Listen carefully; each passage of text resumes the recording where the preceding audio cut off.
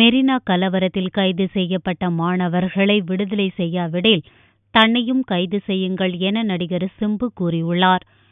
ஜல்லிக்கட்டுக்கு ஆதரவாக குரல் கொடுத்து வரும் நடிகர் சிம்பு ஞாயிறன்று செய்தியாளர்களை சந்தித்தார்.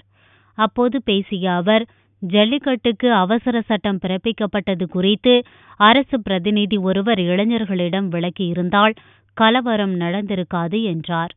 ஜல்லிக்கட்டு போராட்டம் ஜாதி மதம் தாண்டி தமிழர்கள் என்ற உணர்வுடன் தொடங்கியதாகவும் இதற்கு மதச்சாயம் பூசக்கூடாது என்றும் தெரிவித்தார்.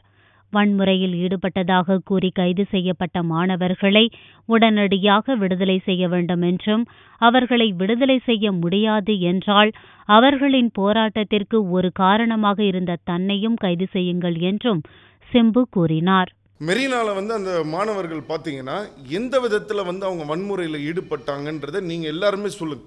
எந்த வன்முறையிலையும் யாருமே ஈடுபடலை. அவங்க எல்லாரும் ஒரு சப்போர்ட்டுக்காக வந்தாங்க. வந்து உட்காந்தவங்களாம் அத்தனை பேர் நீங்கள் அரெஸ்ட் பண்ணியிருக்கீங்க. அப்போ அவங்க அத்தனை பேர் நீங்கள் அரெஸ்ட் பண்ணியிருக்கீங்கன்னா அப்போ அன்றைக்கி நைட்டு நம்மளுக்கு ஒரு நிரந்தர தீர்வு கிடைக்கிற வரைக்கும் நம்மளோட போராட்டத்தை நம்ம கைவிடக்கூடாதுன்னு சிலம்பரசன் நான் சொல்லியிருக்கேன். அப்போ நீங்கள் என்னையும் அரெஸ்ட் பண்ணுங்க. அப்போ என்னையும் அரெஸ்ட் பண்ணுங்க.